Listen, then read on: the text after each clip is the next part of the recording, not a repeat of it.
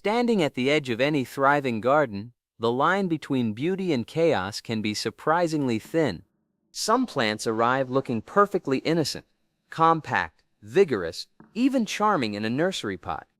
Yet once established in open soil, their true nature emerges. Roots push silently beneath fences. Vines tighten around mature trees. Within a single season, a carefully tended garden can transform into something unrecognizable and unmanageable. Invasive plants cause damage far beyond aesthetic frustration. They displace native species, deplete soil nutrients, harbor destructive pests, and quietly diminish the ecological health of entire neighborhoods.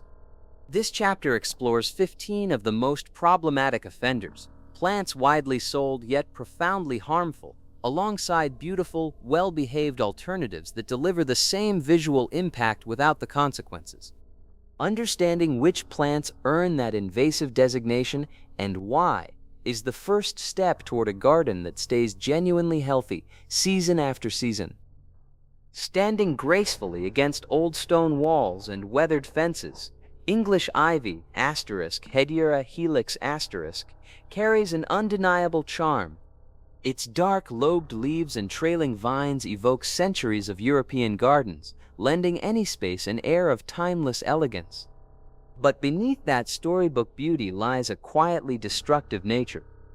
Hediera helix is among the most aggressive climbing vines in cultivation. Once established, it spreads relentlessly, sending thick, adhesive rootlets into brick mortar, cracking and destabilizing walls over time. Against trees, the consequences are even more severe.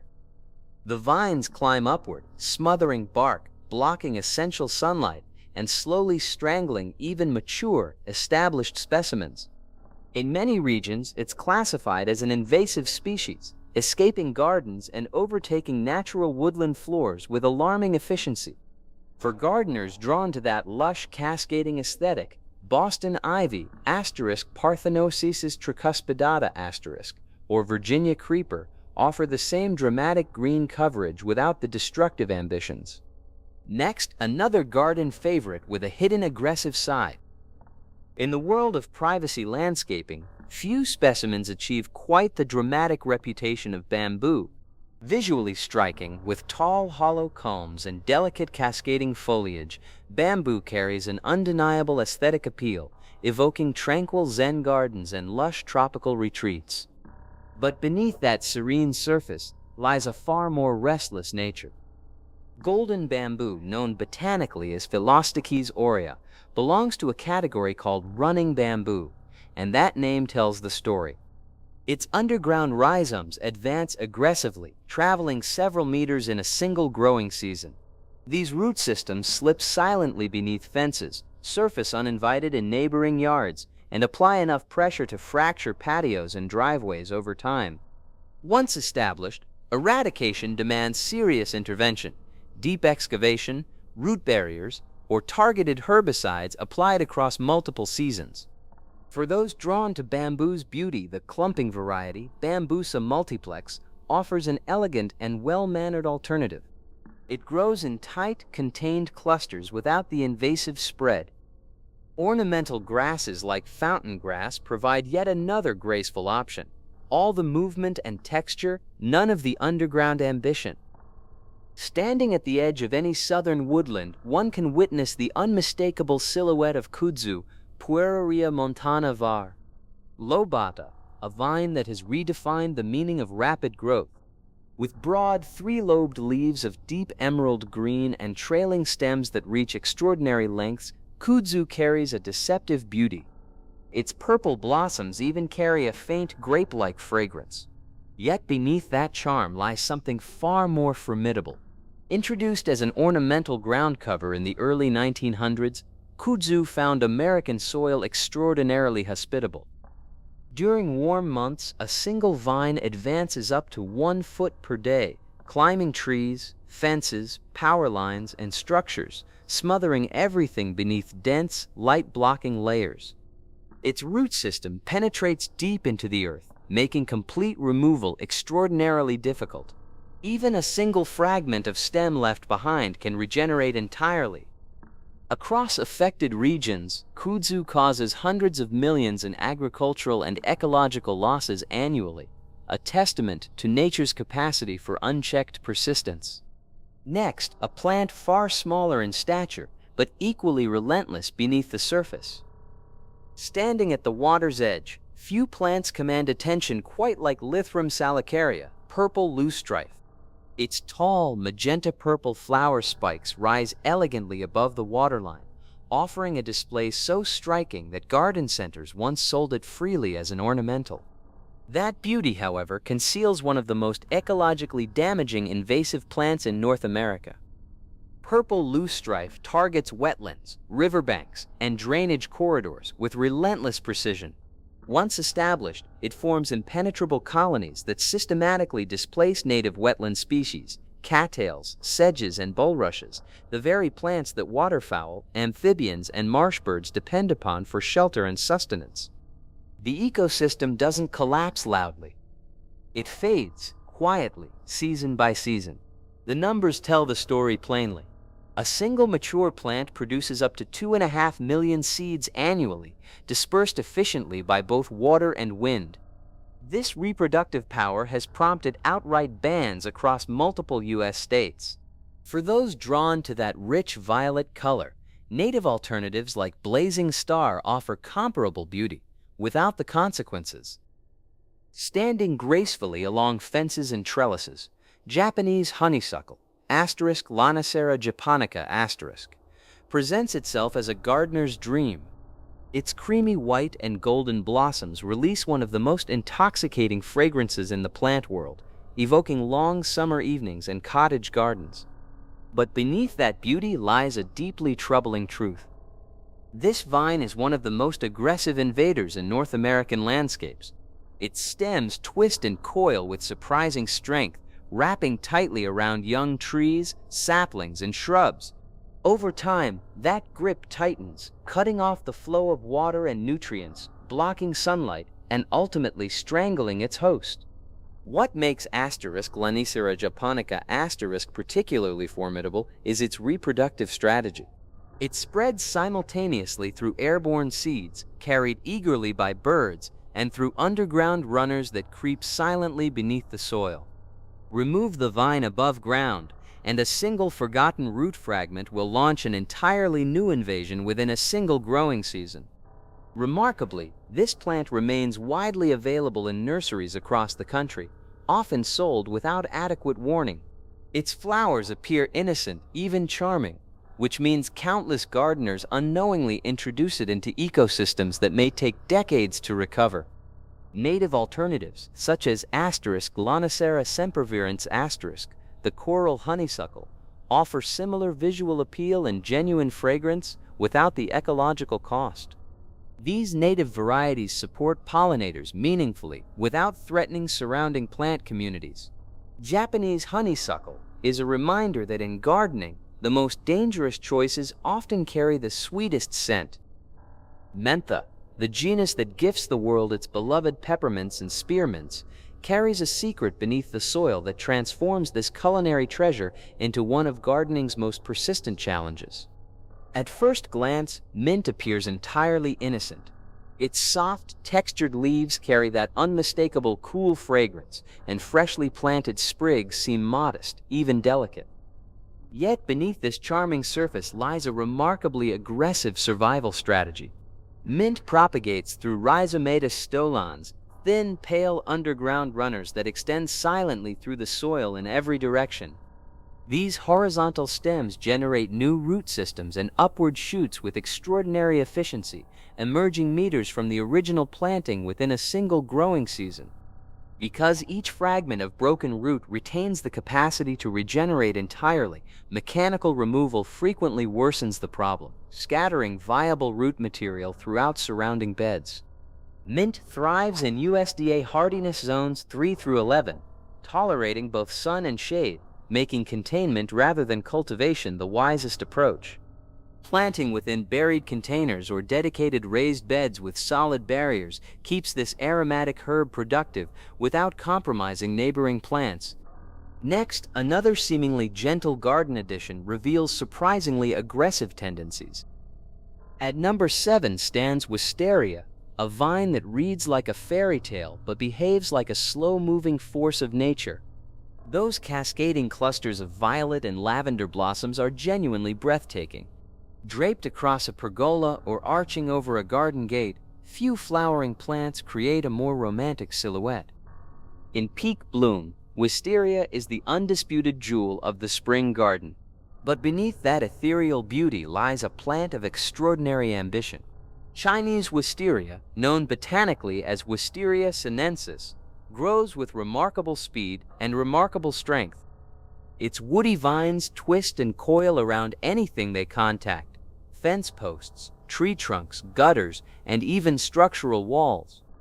Given enough time, those stems thicken considerably, generating enough mechanical force to collapse a trellis, strangle a mature tree, or compromise wooden supports entirely. Below ground, the story continues. Wisteria's root system spreads aggressively outward, threading beneath lawns, patios, and foundations with quiet persistence. Perhaps most sobering, this plant measures its life in decades, not seasons. A single specimen left unchecked can dominate a garden for generations. Container cultivation remains the most reliable method of keeping wisteria's ambitions in check, sacrificing some vigor in exchange for genuine control. Planted thoughtfully against a robust steel or masonry structure and pruned twice yearly, wisteria can remain a stunning spectacle rather than a structural liability. Coming up next, another beautiful plant with an equally complicated reputation. Standing at the edge of an overgrown lot, one can often spot the unmistakable silhouette of Nursery japonica, more commonly known as Japanese knotweed.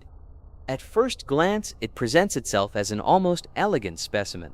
Tall, hollow stems reminiscent of bamboo, broad heart-shaped leaves, and delicate clusters of creamy white flowers. Deceptively beautiful, deeply dangerous. Beneath that leafy facade lies one of the most aggressive root systems in the plant kingdom. The rhizomes of Japanese knotweed descend nearly 10 feet into the earth and spread outward up to 20 feet in every direction, probing, pushing, and splitting anything in their path. Concrete foundations, patio slabs, asphalt driveways, none are a match for this relentless underground network. What makes Nursery japonica particularly formidable is its extraordinary regenerative ability. A single fragment of root, no larger than a fingernail, carries the full capacity to birth an entirely new plant. This is precisely why standard cutting and clearing methods consistently fail. In several countries, improper disposal of its material is now a legal matter, a testament to just how seriously this plant must be taken. Coming up next, another invasive species reshaping landscapes in ways few gardeners anticipate. Standing in full summer bloom, the butterfly bush, known botanically as Butylja davidi, is undeniably one of the most visually arresting shrubs in any garden setting. Its long, arching flower spikes cascade in shades of purple, white, and deep magenta, releasing a honey-sweet fragrance that drifts across the landscape on warm afternoons. And yet, beneath that beauty lies a complicated ecological story. Butterflies do visit Butylja davidi eagerly, drawn by its abundant nectar. But nectar alone does not sustain a healthy pollinator population. The plant offers no larval host value, caterpillars cannot feed from it, develop on it, or complete their life cycles within it. What it provides is essentially a nutritional illusion. More troubling still, butterfly bush spreads aggressively into roadsides, riverbanks, and open meadows, displacing native flowering plants that local wildlife genuinely depends upon. Several regions have formally listed it as invasive. Sterile cultivars like the Butylja Blue Chip series offer a more responsible alternative, delivering ornamental appeal without the ecological cost. Native substitutes, coneflower, jopai weed, and native milkweed serve pollinators far more completely. Next, another garden favorite with a surprising second side.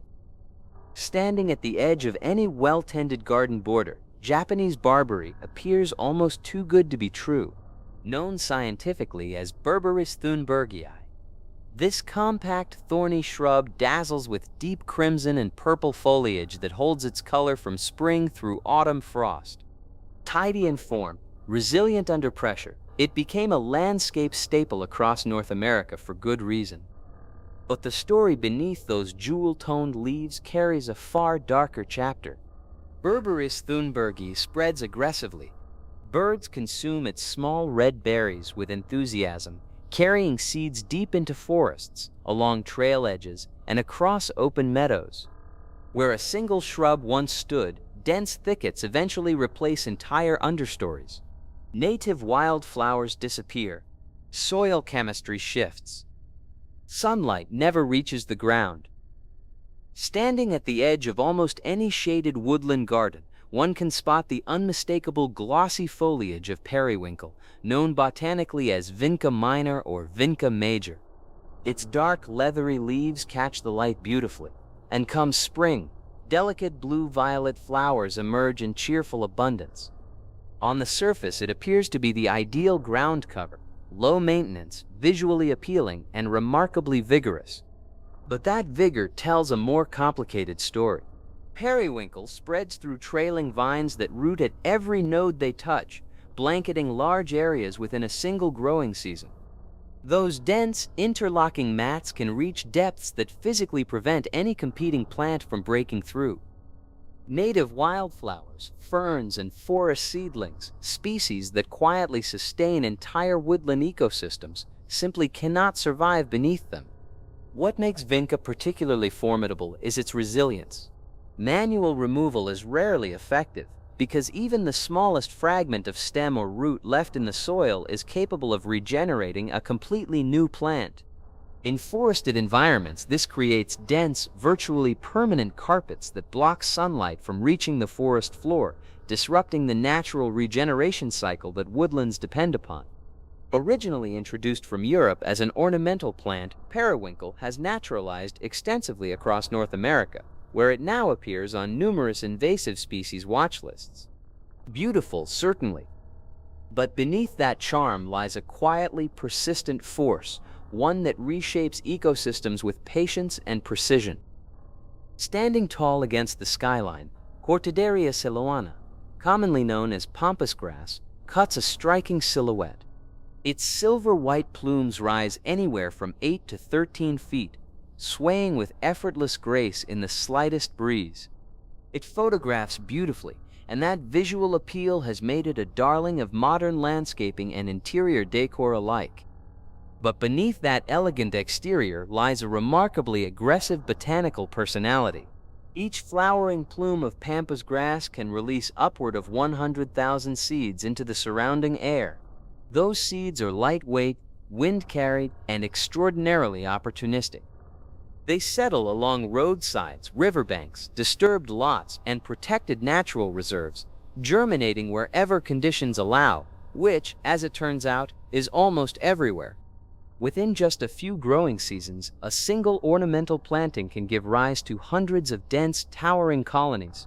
These clusters outcompete native grasses and flowering plants, dramatically reducing local biodiversity. In fire-prone regions, the dried canes and leaf material create significant fuel loads, elevating wildfire risk in ways that land managers take seriously. Removal compounds the challenge considerably. Pampas grass develops a deep, fibrous root crown that resists cutting, digging, and even repeated herbicide application. Its leaf margins are razor-sharp, making physical management both slow and hazardous. Several regions across California, Australia, and New Zealand have classified Cortaderia celoana as an invasive species, restricting or outright banning its sale. Next, attention turns to a flowering vine that promises rapid coverage but delivers consequences few gardeners anticipate. Standing tall in neighborhoods across North America, the Norway maple, Acer platanoidus, presents itself as the ideal landscape tree. Its broad, glossy leaves cast generous shade, and come autumn, that canopy transforms into a brilliant wash of gold. For decades, homeowners have welcomed it eagerly, drawn by its fast growth, its hardiness, and its striking presence. But beneath that handsome exterior lies a far more complicated story. The Norway maple grows with an ambition that few trees can match. Its canopy is so dense, so thoroughly woven together that sunlight rarely reaches the ground beneath it. Grass thins. Native shrubs disappear.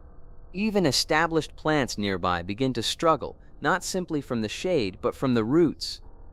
Acera platanoides spreads an aggressive underground network that pulls moisture and nutrients from surrounding soil with remarkable efficiency, leaving neighboring plants, including beloved native species like oaks and sugar maples, with very little to sustain themselves. Over time, landscapes and forest edges dominated by Norway maple quietly lose their layered diversity. The undergrowth vanishes. Wildlife that depends on native plantings finds fewer resources. What once appeared to be a thriving canopy is, in ecological terms, closer to a green silence. Originally introduced from Europe, this tree now appears on invasive species lists across many northeastern states and Canadian provinces, spreading readily into natural areas far beyond the original planting. Next, another familiar face in the garden reveals unexpected consequences, one that gardeners have trusted for generations, only to discover it harbors a hidden competitive edge. Standing apart from the garden's edge with its tall trunk and sweeping feathered leaves, the tree of heaven presents an almost tropical elegance. But appearances can be deeply deceiving. Ailanthus altissima arrived on North American shores in the 1700s, welcomed as an ornamental showpiece from Asia. Its rapid growth and dramatic silhouette made it a celebrated addition to city landscapes. What followed, however, was a slow-moving ecological catastrophe that continues to unfold across North America, Europe, and Australia. This tree grows with relentless ambition. It sprouts through sidewalk cracks, rises from rubble, and pushes through building foundations with remarkable force. Its root system is both powerful and persistent, capable of fracturing concrete, lifting pavement, and infiltrating plumbing lines far beneath the surface. What makes Ailanthus altissima particularly formidable is its chemical arsenal.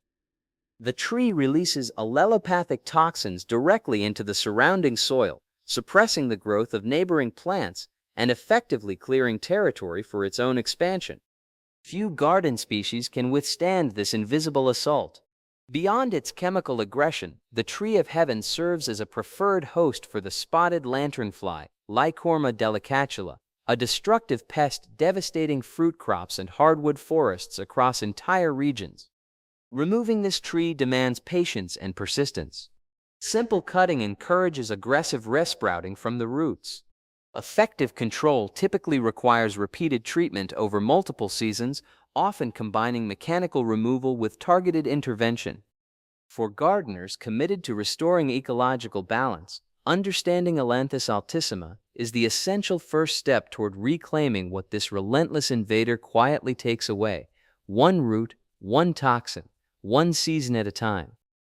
Standing at a distance, purple pampas grass appears almost dreamlike, its towering feathery plumes catching the breeze with an effortless, silvery grace.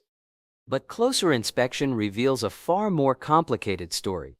Known botanically as Cortaderia jubata, purple pampas grass is the lesser celebrated but considerably more troublesome cousin of the familiar white pampas, Cortaderia celoana.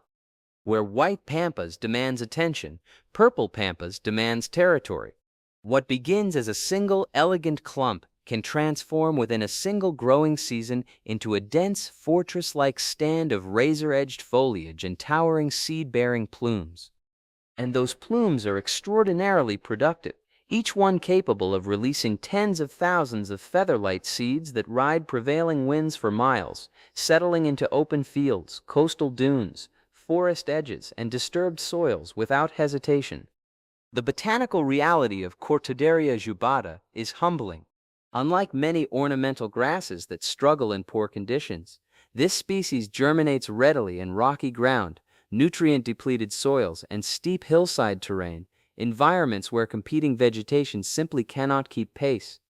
In coastal California and similar Mediterranean climates, it has become one of the most aggressively spreading invasive plants on record. Beyond displacement, the ecological consequences run deep. Dense stands of purple pampas smother native grasses and wild flowers, eliminating critical habitat for pollinators and ground-nesting birds. Recovery of affected native plant communities can take decades. There is also a serious fire concern. The dry, accumulated foliage of mature stands creates highly combustible fuel loads, a significant hazard in fire-prone hillside and coastal communities where this grass tends to thrive most aggressively. For these reasons, Cortaderia jubata is listed as a noxious weed across multiple states, and its sale is prohibited in several regions. Where removal is necessary, mechanical extraction combined with targeted herbicide treatment offers the most reliable path to control. Purple pampas grass is a vivid reminder that beauty in the garden carries responsibility, and that some plants are simply better admired from a safe, contained distance. Standing at the edge of a thriving garden, the difference between a balanced ecosystem and a struggling one often comes down to a single choice: the plants selected to fill it. Today's journey covered some important ground. Invasive plants have a remarkable talent for deception. Species like English ivy, Hedera helix, Japanese knotweed, Rhinotria japonica, and tree of heaven Ailanthus altissima arrive wearing beauty and ease. But beneath that appeal lies a quiet aggression, spreading relentlessly, depleting soil nutrients, and silencing the native life that surrounds them. The encouraging truth is that thoughtful alternatives exist for every garden vision. American wisteria in place of its invasive counterpart. Feather reed grass, Calamagrostis acutiflora, where pampas grass once stood. Milkweed Asclepias, welcoming pollinators where butterfly bush once dominated. Every deliberate plant choice carries consequence. Native and non-invasive species protect pollinator populations, preserve soil integrity, and quietly support the broader web of life that makes a garden genuinely thrive. A beautiful garden and a responsible one are not competing ideas. They are, in every meaningful sense, the same garden.